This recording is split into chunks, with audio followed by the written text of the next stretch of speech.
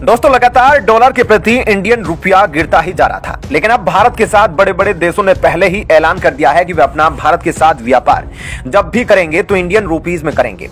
और इसी बीच अब जब पाकिस्तान में भी इंडियन करेंसी चलने जा रही है, पाकिस्तान एक तरफ पीओके से तो हाथ धोने ही वाला है, लेकिन इन सब के बीच खोखला पाकिस्तान अब इंडियन करेंसी को अडॉप्ट करेगा।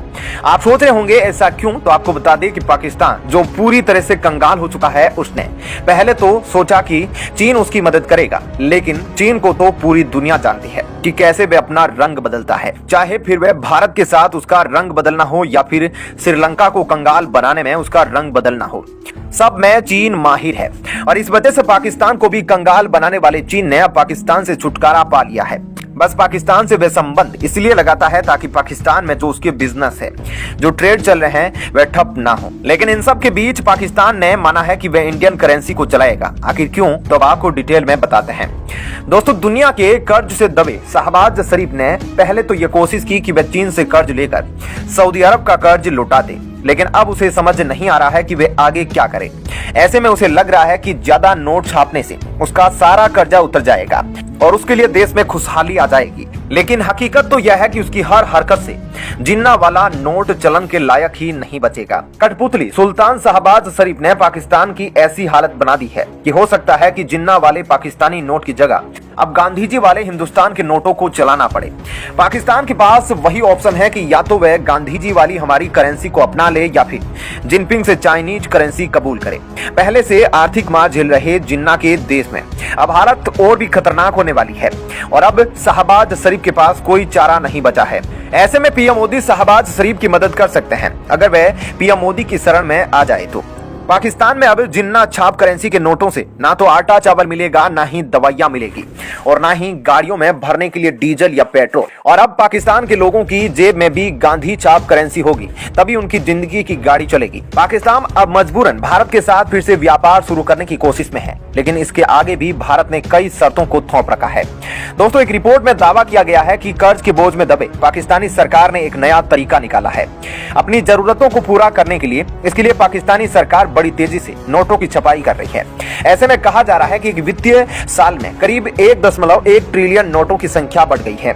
एक तरफ जहां दुनिया डिजिटल ट्रांजैक्शन का बढ़ावा दे रही है, तो ऐसे में पाकिस्तान तेजी से नोटों की छपाई कर रहा है। पहले से कर्जे में डूबे शहबाज शरीफ को अब कोई कर्ज देने के लिए भी तैयार नहीं है और ना ही वह किसी को उधार चुका पा रहे हैं। और वहां की जनता अब भूख से मरने की कगार पर है, क्योंकि वहां आटे से लेकर दवाइयों से लेकर पेट्रोल डीजल की कीमतें तक आसमान छू रही है।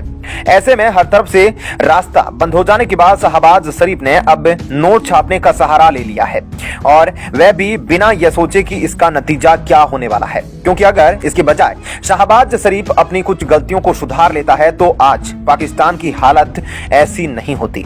ऐसे में कहीं ऐसा ना हो जाए कि आगे जाकर पाकिस्तान को भारतीय करेंसी या फिर चीन की करेंसी से काम चलाना पड़े। दोस्तों, ऐसे में इस खबर के बारे में आपकी क्या राय है, हमें कमेंट करके जरूर बताएं। और अब आपको बताते हैं ऐसी ही एक और बड़ी खबर।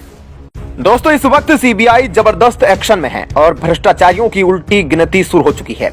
सीबीआई ने अब एक ऐसे शख्स को धर दबोचा है जिससे कांग्रेस पूरी तरह से बिलबिला चुकी है। यह शख्स हाल ही में राहुल गांधी की भारत जोड़ो यात्रा में नजर आया था। इनका नाम है डॉक्टर अरविंद मायाराम, जो पूर्व केंद्रीय सचिव रह चुके हैं। साथ ही राजस्थान के सीएम अशोक गहलोत के सलाहकार भी है। एक बड़े उच्च आईएएस अधिकारी के रूप में इनको जाना जाता है। पर अब सीबीआई ने अरविंद मायाराम के जयपुर और दिल्ली स्थित ठिकानों पर छापेमारी की और मामला छोटा मोटा नहीं बल्कि 1688 करोड़ रुपए का है। ऐसे में सीबीआई ने इनको करेंसी प्रिंटिंग घोटाला मामले में आरोपी बताया है। तो चलिए देखते हैं इसके बारे में विस्तार से। दोस्तों, सीबीआई अब इस व्यक्ति के जरिए ये पता लगाएगी कि भारत में यूपीए सरकार के दौरान जो नकली नोटों का खेल चल रहा था वह क्या था, क्योंकि यह शख्स वह है जिसकी वजह से नोटबंदी लगानी पड़ी थी। प्रधानमंत्री मोदी ने नोटबंदी इसलिए लगाई थी क्योंकि उनके पास कोई दूसरा रास्ता नहीं था, क्योंकि कुछ ऐसी रिपोर्ट्स सामने आई थी कि बाजार में जो 500, 1000 के नोट है उसमें असली कम और नकली नोट ज्यादा है। और अगर उस समय लोगों को यह पता चल गया होता तो भारत की अर्थव्यवस्था नीचे गिर गई होती। अरविंद मायाराम पर यह आरोप है कि टेलारू नाम की जो कंपनी थी उसके साथ भी जो इलीगल काम हुए इन्होंने खुद अंजाम दिया था और इस दौरान इन्होंने जो काम किए उन्होंने इसके बारे में फाइनेंस मिनिस्टर तक को नहीं बताया। ऐसे में यह कहा जा रहा है कि नकली नोटों के कारोबार में काफी कुछ चल रहा था और कोई इस बारे में कुछ नहीं बोल रहा था। आपको बता दें कि टेलारू कंपनी और उसके मालिक इटालियन हैं और इसका कनेक्शन कांग्रेस से है। ऐसे में फाइनेंस मिनिस्ट्री, कांग्रेस सरकार और टेलारू कंपनी इन सब की मिली भगत से नकली नोटों की गिनती हिंदुस्तान में बढ़ती गई और इन सब के मास्टरमाइंड थे अरविंद मायाराम। ऐसे में अब जब इन पे कार्रवाई हुई तो यह कहा जा रहा है कि यह राहुल गांधी के साथ दिखाई दिए थे, इसलिए इन पर कार्यवाही हो रही है, लेकिन ऐसा नहीं है दोस्तों। यह मामला नोटबंदी से जुड़ा हुआ है। जो नोटबंदी की सबसे बड़ी मार भारत की जनता को पड़ी थी वह इन्हीं की वजह से पड़ी थी, क्योंकि अरविंद मायाराम जैसे लोग फाइनेंस मिनिस्ट्री में बैठे हुए थे। ऐसे में 2009-10 के दौरान ऐसे हालात थे कि यूपीए के अंदर ISI नेटवर्क के जरिए 500 का नोट 250 रुपए में बिक रहा था और 1000 रुपए का 500 में बिक रहा था। उस दौरान एक सीबीआई को मिला था और सभी बातें खुलकर सामने आई थी और टेलारू कंपनी का नाम सामने आया था और उसके बाद ही पूरी टेलारू कंपनी के शेयर खत्म हो गए थे और टेलारू कंपनी को बंद तक करना पड़ गया था और आज टेलारू नाम की कोई कंपनी है ही नहीं दुनिया में, क्योंकि उस कंपनी की ज्यादातर कमाई हिंदुस्तान से हुई थी, जो इस कंपनी का इटली कनेक्शन था। इससे आप साफ समझ सकते हैं कि यह खेल कितना बड़ा था। ऐसे में इन सभी लोगों ने मिलकर भारत का इतना नुकसान करवाया, लेकिन अब समय आ गया है कि इन सभी लोगों को पकड़ा जा रहा है जिन्होंने देश के साथ इतना बड़ा काम किया। इसलिए सीबीआई ने उस समय के फाइनेंस मिनिस्टर अरविंद मायाराम और टेलारू कंपनी और साथ ही आरबीआई के अधिकारी इन सभी पर शिकंजा कसा है, जिनकी मिली भगत से देश में असली नोट कम और नकली नोट ज्यादा का धंधा हो रहा था। ऐसे में साफ तौर पर आप कह सकते हैं कि अगर कांग्रेस पार्टी ने नकली नोटों पर शिकंजा कस लिया होता तो नोटबंदी करने की नौबत नहीं आती और यह साफ तौर पर कहा जा सकता है कि अरविंद मायाराम नोटबंदी के असली विलेन निकले। तो दोस्तों, ऐसे में इस खबर के बारे में आपकी क्या राय है, हमें कमेंट करके जरूर बताएं।